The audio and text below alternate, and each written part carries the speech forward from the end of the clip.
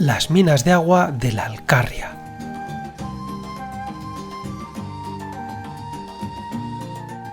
Bajo la tierra seca de la Alcarria discurre una arquitectura invisible, tallada con paciencia y sabiduría popular, las minas de agua. No son minas en el sentido clásico, no se buscaban metales ni piedras preciosas, lo que se buscaba y se encontraba era mucho más esencial, el agua.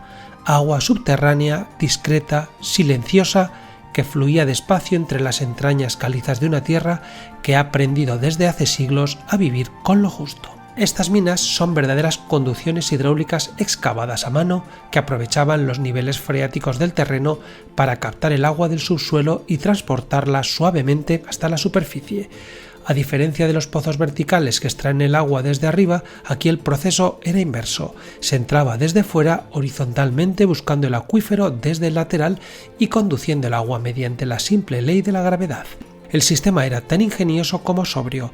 Todo empezaba con un manantial conocido o con indicios de humedad en una vaguada. A partir de ahí se proyectaba una galería que debía tener siempre una pendiente constante muy ligera que permitiera que el agua fluyese sola, sin necesidad de bombeo.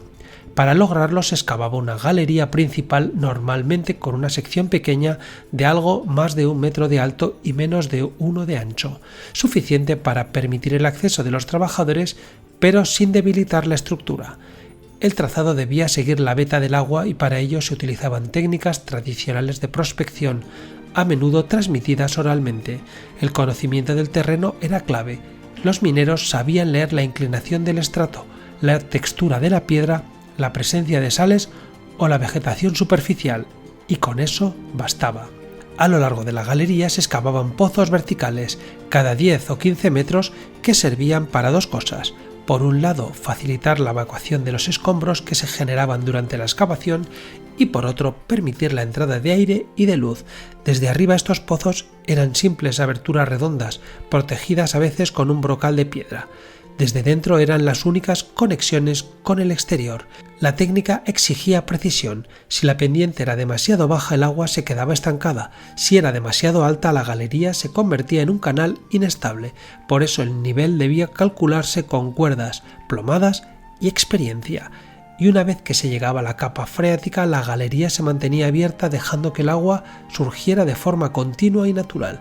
Muchas de estas minas tenían más de 100 metros de longitud y algunas superaban el medio kilómetro.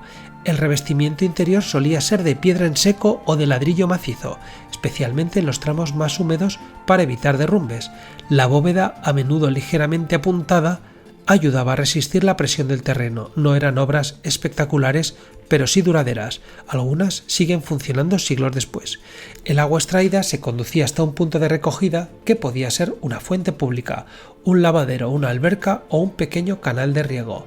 En los pueblos de la Alcarria este tipo de infraestructura permitió asegurar el suministro en épocas de escasez, alimentar huertas en terrazas y mantener con vida comunidades enteras. No eran simples conducciones, eran soluciones vitales.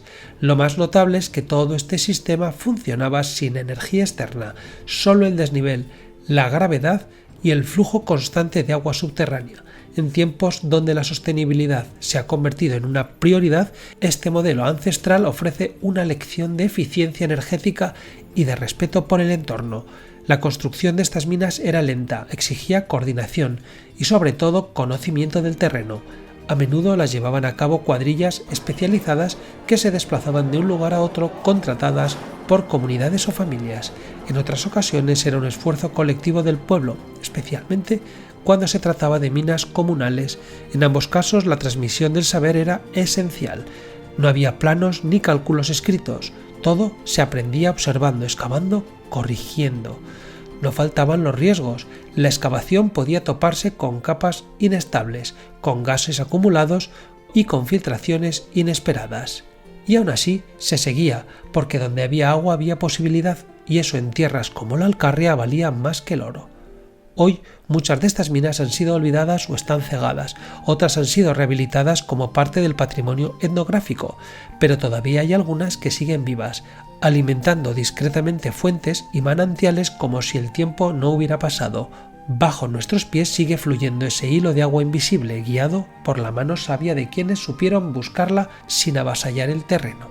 Y esa es, quizá, la gran enseñanza de estas minas, que el agua no siempre se conquista, a veces se acompaña, se busca con cuidado, se guía con respeto y se comparte con medida.